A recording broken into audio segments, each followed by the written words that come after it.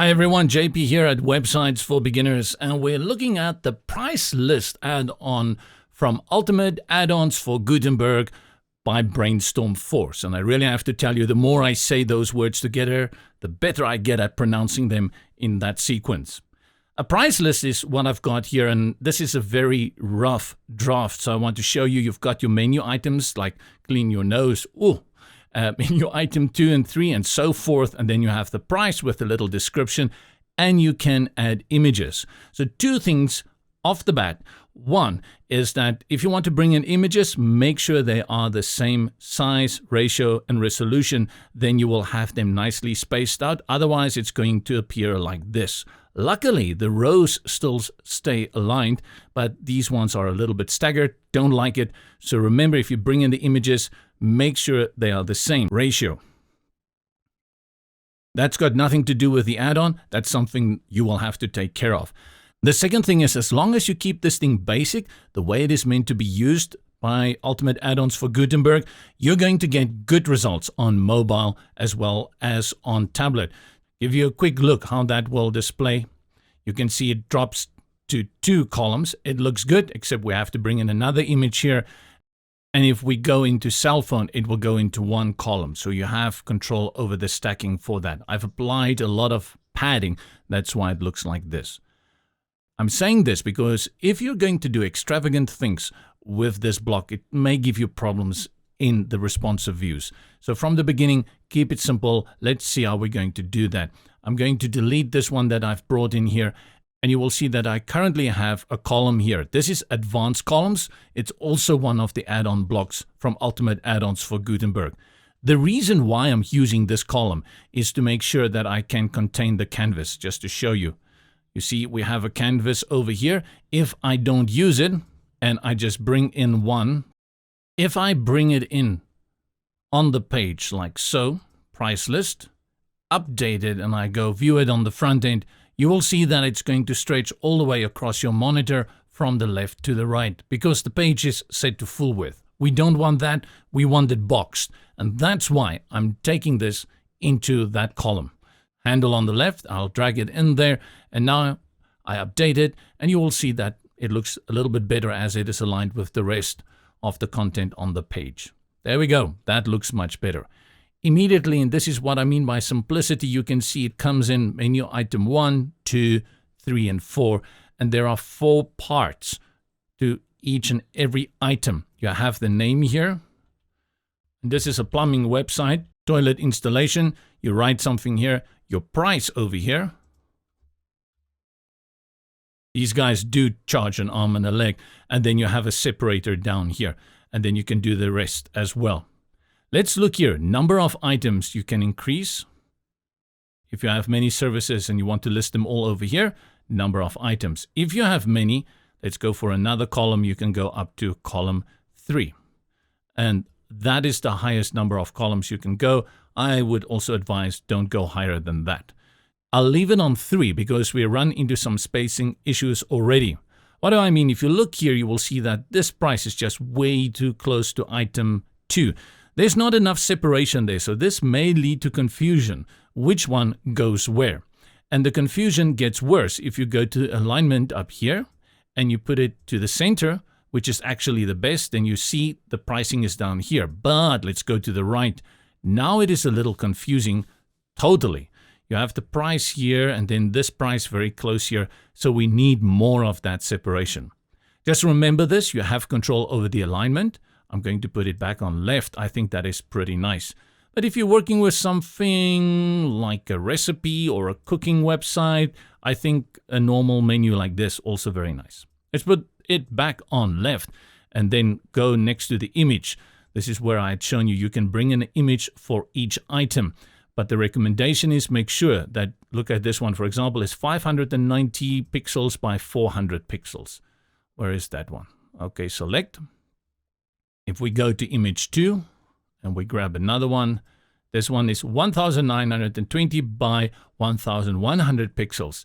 The amount of pixels isn't important, but it is the aspect ratio. So you can see this one has got a more squared aspect ratio than this one, which is more rectangular. So remember to try and bring in those images at the same aspect ratio. I'll remove them. And that's what you're going to have under images. Every time you add a new item, there will be a space for another image to add. Collapse that separator. That's your separator down there. You can reduce the width if you want to, or put it back at 100%. You have thickness control. And you can change the color. Let's just put that back on 1. Or 2 is actually not bad. Nah, 1. Collapse this one and let's go to typography. Here is where I would recommend you be very, very careful in terms of sizing.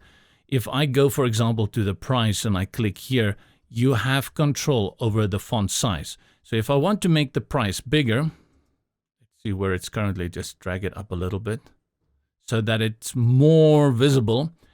Just remember that when you go now to mobile and tablet, that you will have to bring in different values here.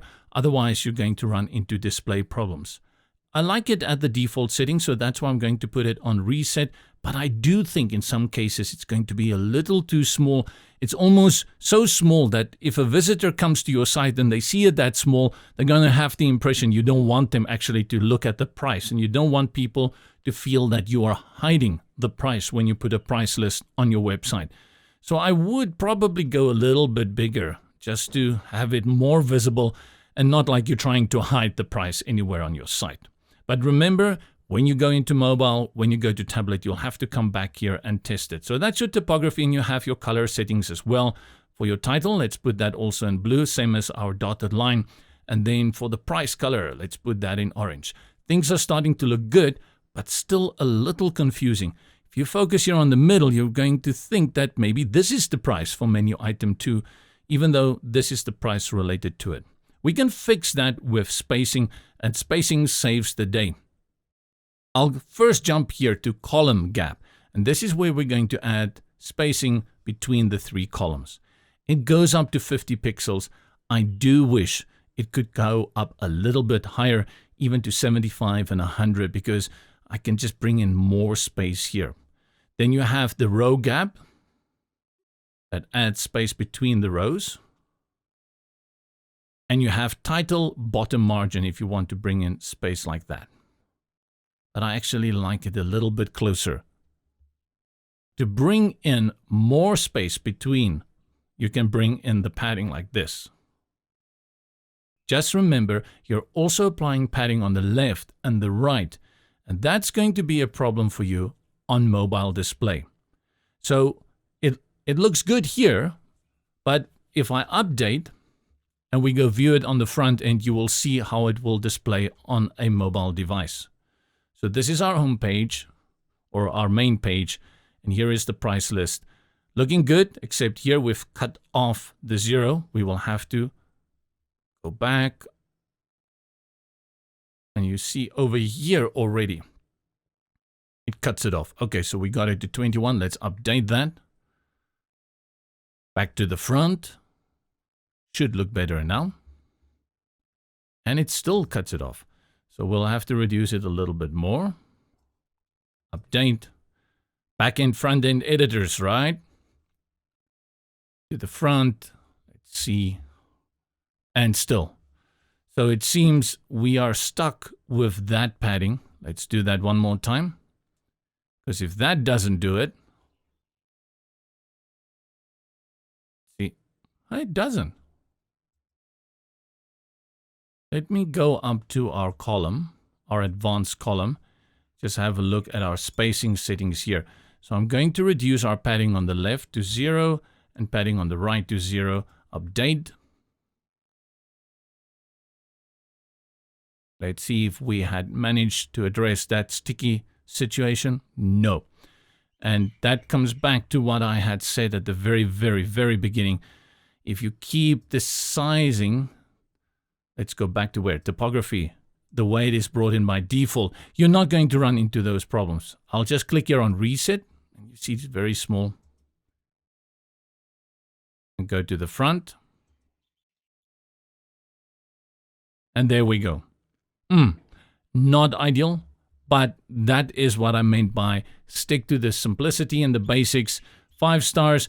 But if you wanted that bigger, I'll probably drop it down to 3 stars because that's a huge limitation to that. So it's going to vary between, if I'm happy with this style, it's 5. If I wanted it bigger, it's a 3.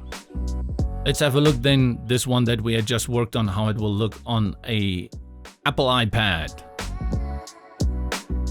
And you have the 2 columns. And then if I go to iPhone, there we go, a very simple element, a simple widget that you can use on your site. This is from the Ultimate Add-ons for Gutenberg. This is JPR Websites for Beginners. Have a good day.